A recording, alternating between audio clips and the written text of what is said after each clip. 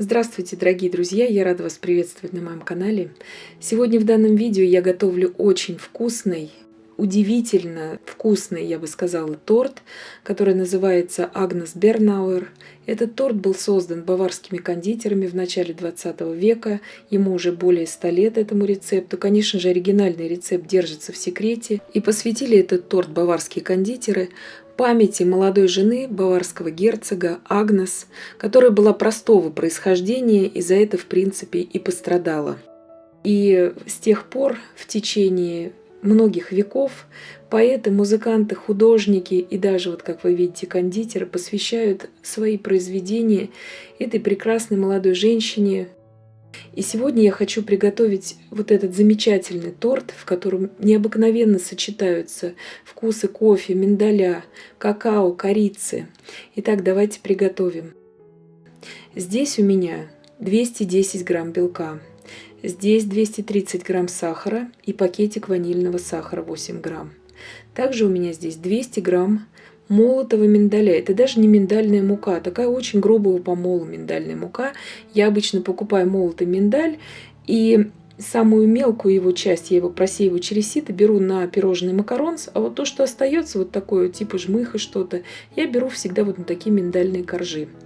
То есть можете брать и крупную такую муку. Здесь у меня 45 грамм кукурузного крахмала, 75 грамм сахарной пудры, чайная ложка без горки какао и корицы. И здесь у меня 100 грамм обжаренных миндальных лепестков. Я их просто обжарила на сковороде до золотистого такого цвета. Теперь сахар и ванильный сахар я отправляю просто к белкам. И сейчас их взобью до такой хорошей пены, я бы сказала, не больше. И потом я введу туда крахмал.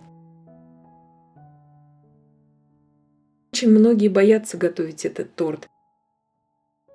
Но, на мой взгляд, этот торт готовится гораздо проще, чем даже медовик. Главное знать принцип. Сегодня я специально взяла самый-самый свой маленький миксер, самый маломощный, 240 Вт. И чтобы вам показать, что даже таким миксером, который размером чуть больше моей ладони, можно приготовить этот прекрасный, вкуснейший торт. Действительно, этот торт – это просто поэзия вкуса, я бы сказала.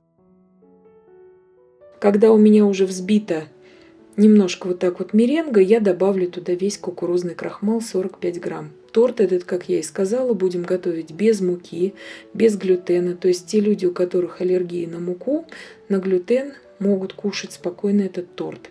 Обязательно все 45 грамм крахмала помещаем туда в белок, это важно здесь. И продолжаем взбивать. Так как у меня миксер уж очень маломощный, я буду взбивать еще 8 минут. Я засекала по времени. Если же у вас планетарный миксер, конечно, меньше можно взбивать. Вот такая глянцевая, очень красивая меренга спустя 8 минут у меня получилась. Она должна быть вот такая вот плотная. Для чего я сразу ввожу туда крахмал? Чтобы меренга стала более стабильной. Такие вот подрагивающие пики будут у меренги, это нормально. Теперь я смешаю все сухие ингредиенты. Сахарную пудру я просеиваю в миндальную муку. И вы можете сначала это сделать заранее, то есть это проблемы нет, я просто здесь вот в видео показываю как бы последовательность. И также просею туда все какао и корицу. Обязательно по рецепту идет корица. Она здесь практически не чувствуется во вкусе. Я бы даже сказала, когда кушаешь этот торт, она больше даже чувствуется в послевкусии, именно корица. Очень вкусно получается. Вот именно такие оттенки, намеки на какао, на корицу и, конечно же, миндаль и кофе. И вот так вот просто перемешиваю до однородности. Теперь беру посуду покрупнее и буду там смешивать все эти две смеси. Когда мы перемешиваем что-то лопаткой, лучше брать, конечно же, более крупную емкость, и в ней менее оседает тогда масса. Я просто взбиваю всегда вот в таких маленьких емкостях, чтобы быстрее и плотнее взбивался белок. Перемешиваем складывающимися движениями сверху вниз. И вот такая вот у нас прекрасная получается масса. Чем-то мне напоминает макаронаж для макаронс. Но так долго, как на макаронс, я здесь не вымешиваю.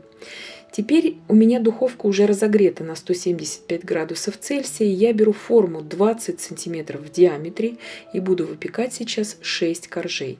Смотрите, на один корж я беру ровно 2 лопатки теста. Очень удобно. Обычная силиконовая лопатка. Беру 2 лопатки.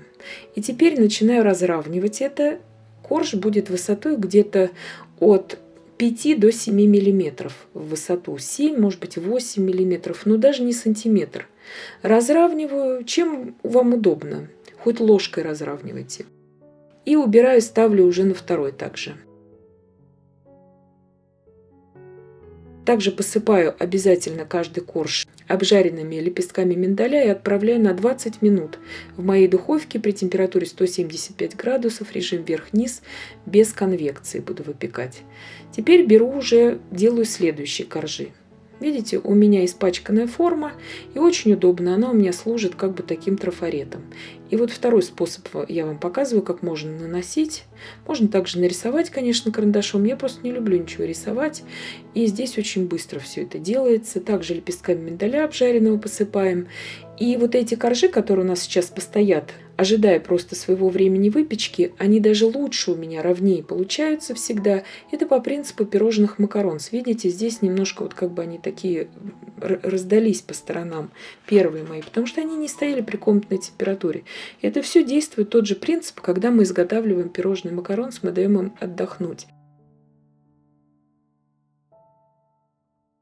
Ставлю вторую партию коржей выпекаться. И эти сразу же, как только я могу до них дотрагиваться, отделяю их от пергамента, чтобы они не отсырели. Коржи не гибкие получаются. Они, если вы по ним постучите, они будут стучать. И ставлю сразу на решетку, чтобы они у меня полностью остыли. А потом их можно будет перестелить вот таким пергаментом, бумагой для выпечки и оставить их. То есть они очень неприхотливые, эти коржи. Вы их потом можете сложить и хранить, ну, хотя бы день-два в герметичном контейнере, потом только в сухом виде обязательно, в сухом темном месте, и собрать с ними торт. Вот вторые коржи выпеклись, видите, они более кругленькие, потому что тесто постояло уже нанесенное на пергамент при комнатной температуре минут 15. Это важно, это как при пирожных макаронс. Видите, вот такие вот они сухие получаются, эти коржи. Даю им полностью остыть всем. И, в принципе, уже можно собирать торт. Крем я готовила в предыдущем видео. Ссылку на крем я, конечно же, оставлю в описании к данному видео. Вот таких вот 6 коржей. Простилаю их всегда пергаментом. И вот таким вот образом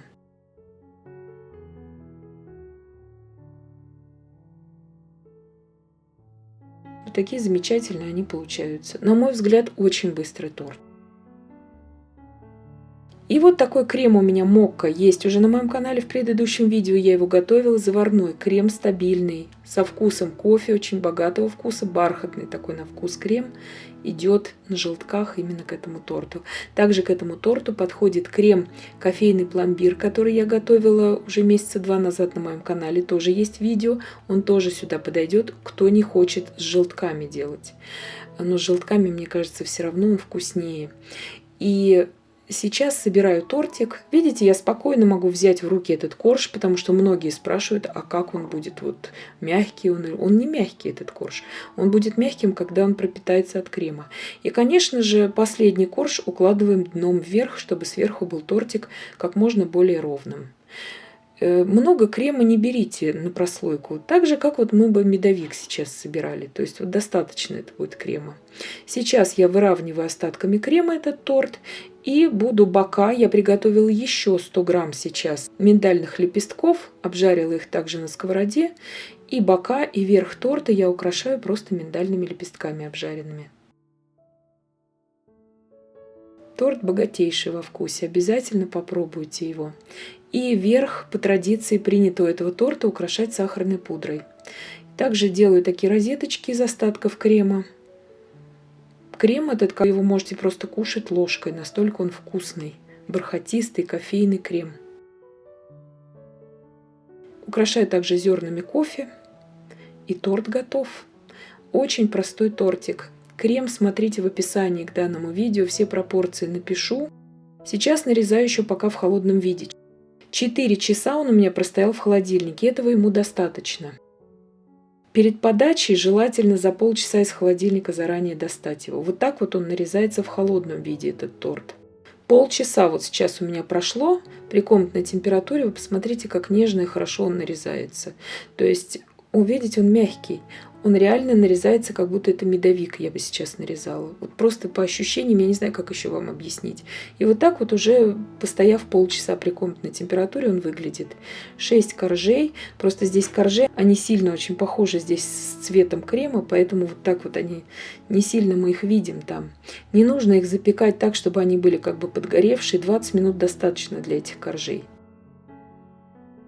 Сейчас надломлю вилкой, чтобы вы посмотрели, насколько они мягкие. Видите, насколько мягкий торт? И смело можно полчаса подержать при комнатной температуре, а потом только нарезать и подавать и кушать. Очень нежный, тает во рту тортик буквально. Очень советую приготовить. Один из моих любимых тортов. Я надеюсь, что видео было полезным и познавательным. Подписывайтесь на мой канал, ставьте лайки, пишите комментарии. Я всем желаю больших успехов и до встречи в новых видео.